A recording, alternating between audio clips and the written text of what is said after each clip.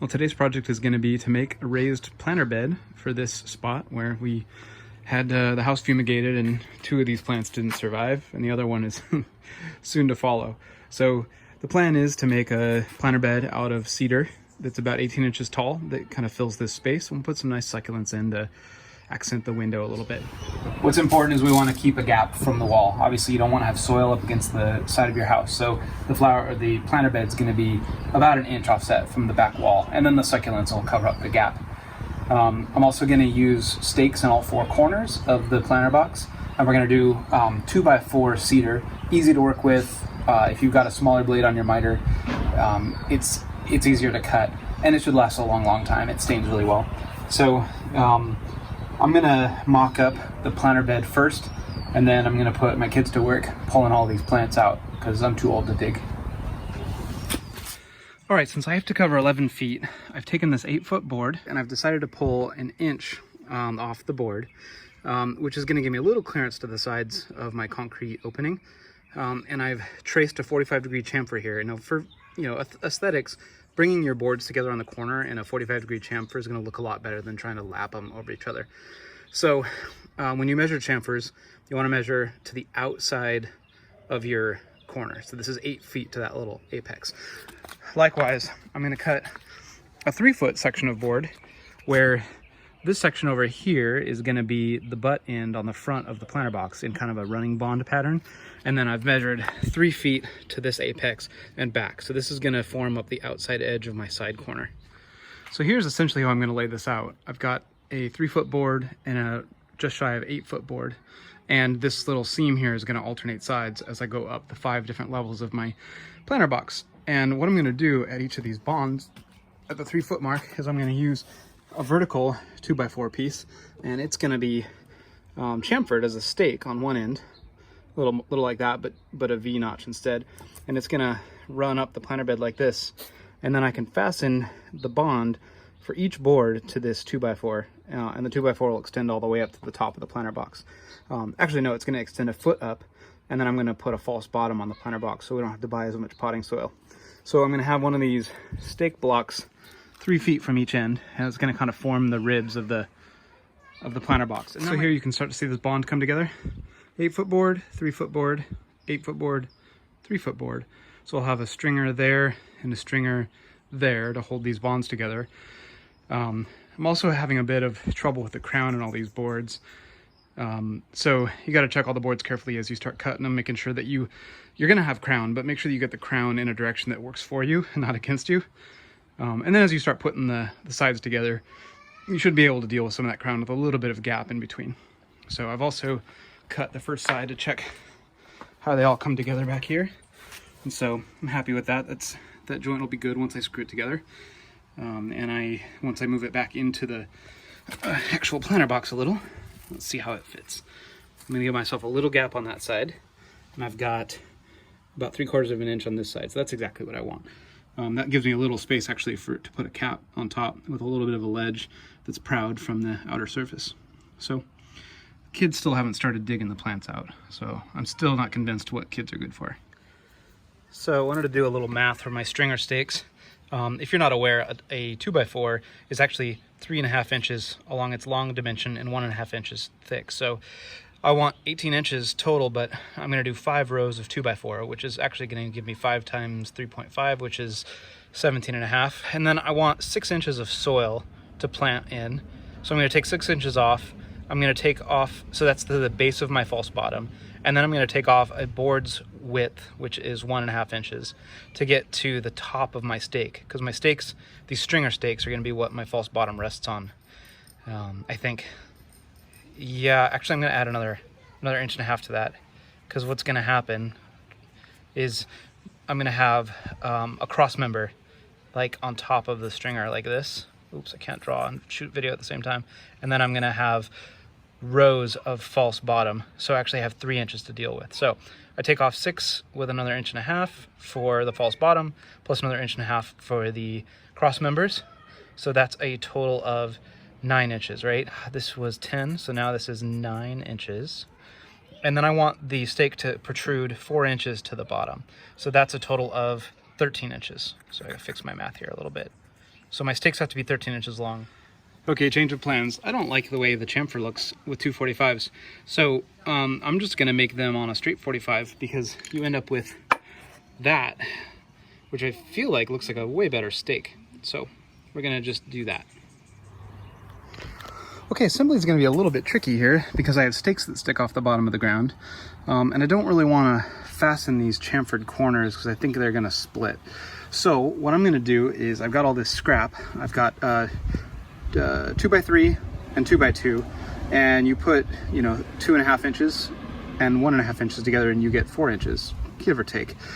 And it's coming from the same scrap of wood. So what I'm going to have are these little stands that are going to hold my work pieces up at just about 4 inches from the ground, and then I can place my stakes vertical along the wood and kind of start screwing this thing together on these stands. And I think once I get 2 rows together, I'll be able to take the supports out and just build this thing, freestanding.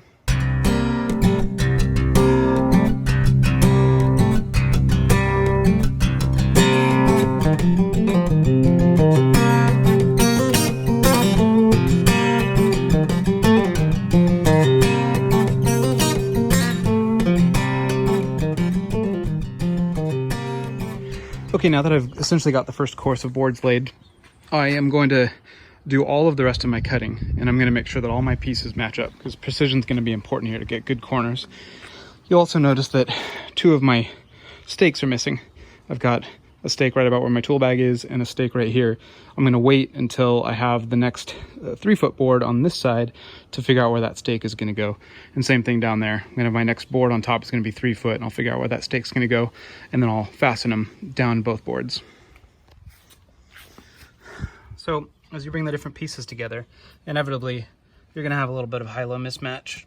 So I like to keep little scraps around from what's coming off the cuts, and you can use them as just tiny little shims. So jam that shim in there. That might be a little too much, but what you're after is trying to get this height just about equal. And you can see there's a little bit of crown in this piece still.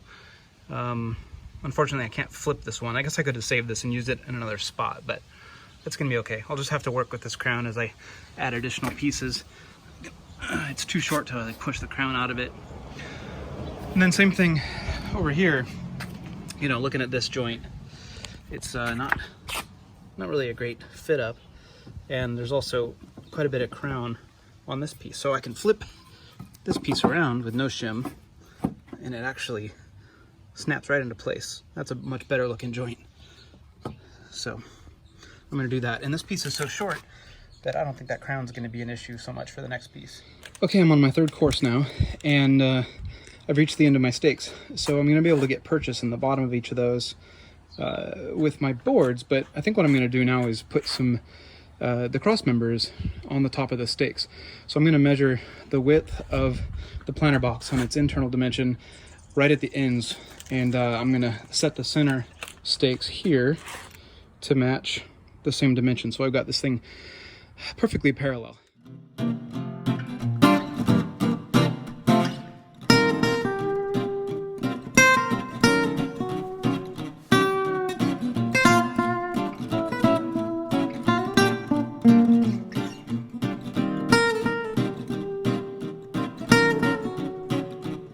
So we're at a critical juncture here.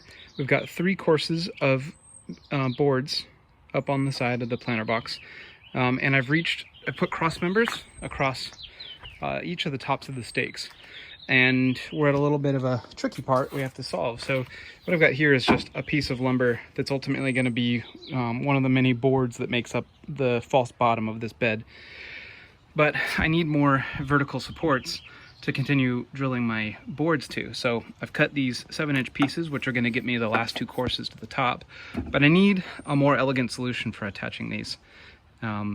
Typically you might consider toenailing some screws in, but this wood has been so delicate, it's been splitting if you get too close to the end. So what I'm going to do is get some galvanized straps. I'm getting an L strap to attach it here, and then a straight strap to hold it here. And then same thing with these 2x4s. I'm going to get an L-shaped bracket, 2x L-shaped bracket, and then 2 straps, 1 for each side, and that'll hold this thing in nice and tight. Once that's done, I think what I'm going to do is run these boards straight up against this, like so. And then I need to find a clever way to fill this gap. Okay, I think I've come up with a better solution. And what I think I'm gonna do is put this all the way against the side and then mark where all of these go and run my wood screws from the bottom up into these pieces. I'm gonna have 2 rows coming up here like this, which should strengthen the overall connection between all these pieces. And then I'm also gonna have a cap that I'm gonna mount to the top of the whole thing to really tie this whole section together. So I think it'll provide sufficient strength. I've taken 1.5 inches off of each of these pieces to account for the extra 1.5 inches of thickness that I'm gonna be sitting these on top of. I'm gonna prop these up and one at a time attach them. Now we're drilling into the end grain, which is never a really solid connection, but I'm gonna be banking on the connection along the face as we put different boards on here to provide structural rigidity. And drill through. I like to pre-drill so I don't necessarily get splitting. All right, I'll take that.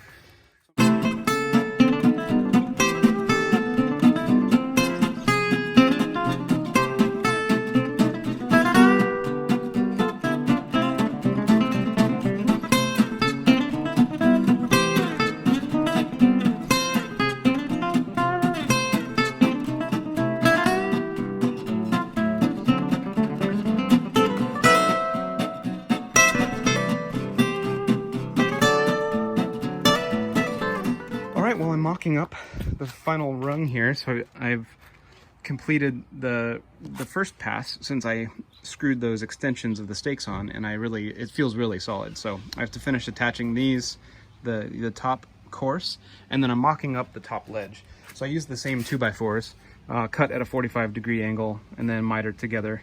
I was using 21 inches for the dimension from one end here to the other end over here, and then the top, being kind of proud, is kind of lined up with the inside of the stakes over there. So basically what you end up with is an extra 3/4 of an inch hanging out here, roughly. I made this one 22 1/4, and the miter looks really good. I'm gonna fit up both sides and make sure I like it, and then attach all the rest of the pieces.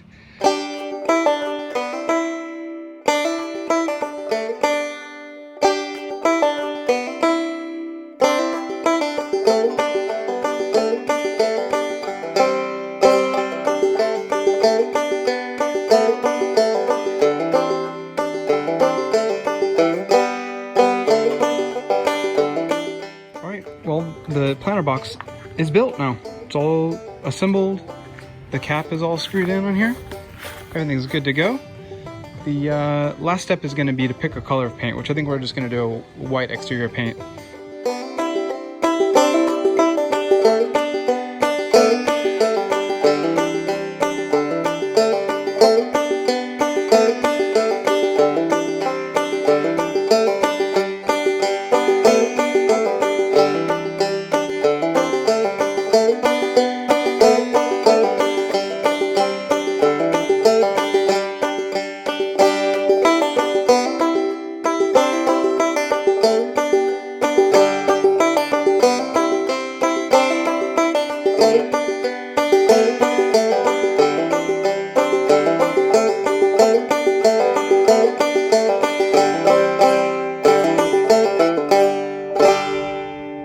Well, there you have it. It's about the product of 2 full days of work, but a really rewarding project. And I think it just looks lovely, especially with the little river pebbles in there and some succulents. Really nice touch to the front of the house. All in, it was probably about $500 worth of stuff, materials, screws, plants, dirt, everything. So really fun little project to take on with your family. Thanks for watching. Have a good one.